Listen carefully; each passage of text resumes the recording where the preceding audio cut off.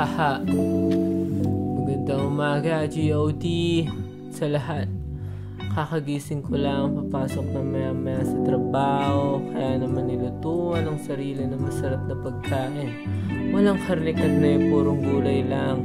Sarap talaga. Ganun lang, sarili lang walang mahalaga.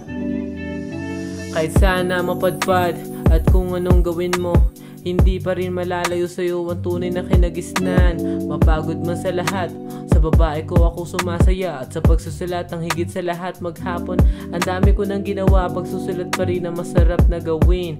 Ang lahat nga nang naitutula sa isip at sa damdamin ng gagaling sa karanasan na din. Akala mo ganun lang kadaling magsalaysa ng kwento no, hindi nagsisinungaling. Ito ay hango sa aking buhay kung papaano to umandar. Sulat, trabaho, iwas sa tagay, tas ehersisyo papahaba ng buhay. Panis pa rin ang pagod kapag solid ang pahinga.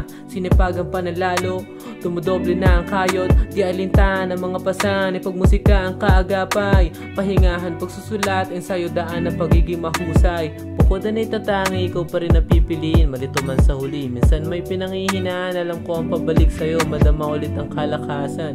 Di na rin mabilang mga tula sa karanasan pinanggalingan. Salamat sa mga nakataupang palad na kasamang lumaban. Isang tapik sa dibdib, parang alang sariling di nauubusan ng pag-asa. Kahit minsan nauubusan na ng pisay, umahaba ng dahil sa pagtitiwala.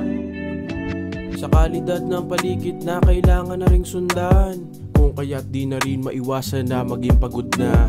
Pagdating pa ng dulo, doon na rin yung upo mo. Lukot pikit na mga mata sa daming ganap na aktibo. Sana minsan mawala rin mga dala nilang pasanin. Sa daming hangarin na dapat kailangan kuhain. Sumakto ang tiyempo kahit madalas man naaakit. Dahil di na rin maiwasan na iwanan ang nakasanayan nila. Nakasanayan na rin pumapantay sa kadalagay ng isinasaling. Lakas ng loob, lagi nasa puso kung di man papalarin. Gaan ang buntong sa paghinga, pag lumagpas sana ihahain. Nagalawang masigla, kahit paano na may dating palang sagad na. Sabihin man walang pahinga, nananatiling buhay, saksi ang bawat hinga. Minsan man napapatigil sabi ng isang kasama.